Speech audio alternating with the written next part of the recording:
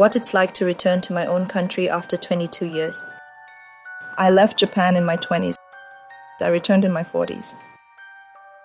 I expected to come home, but what I found was a country in decline. The Japan I remembered was gone. In this video, I'll share what I experienced and what shocked me the most. In those 2 decades, Japan had quietly but unmistakably declined. The first shock came at work. After so many years away, I discovered that many companies in Japan still held a morning assembly. Employees stood in rows, loudly chanting the company motto in unison.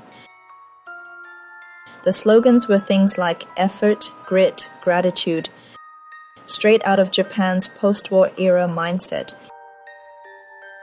It terrified me.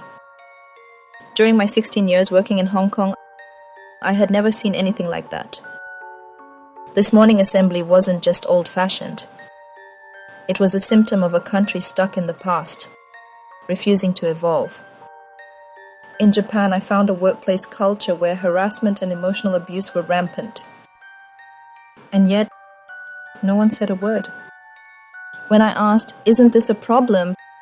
people looked at me as if I were the strange one. "You're the first person who's ever said that," they replied. If things have numbed to this extent, maybe people have simply stopped feeling anything at all. Then came the communication gap. The assumptions I carried were completely different from those of the average Japanese person. For example, when I don't understand something, I ask questions. But in Japan, asking questions often gets you labeled as difficult. During a meeting, I said, "I'm not sure I understand this part, could you clarify?" The room froze. In Japan, you're expected to read the air, which really means don't say too much, don't ask questions, and pretend you didn't notice anything. Healthy dialogue between two people rarely takes place. The culture that discourages questioning, combined with manipulation, is one of the major factors hindering Japan's societal progress. And finally, there's the culture of polite lies and empty compliments, something I struggle with the most. Japanese people are not honest. People pretend to be agreeable, but later voice their complaints in private. It's a game of polite lies. They praise you, flatter you, even apologize to you, but their eyes remain empty. It's not kindness, it's just noise. And when I sense that they are just managing me rather than talking to me, I don't feel respected. I feel annoyed. To me, people used to be more honest, at least in my experience.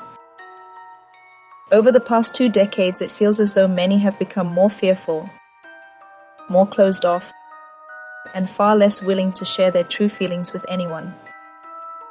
That's why I tend to avoid people in Japan. Don't get me wrong, it's not that I dislike people.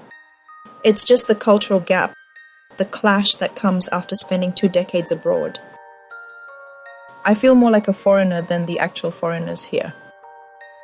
On the outside, I may look like an average Japanese person, so people treat me like one, but I'm not.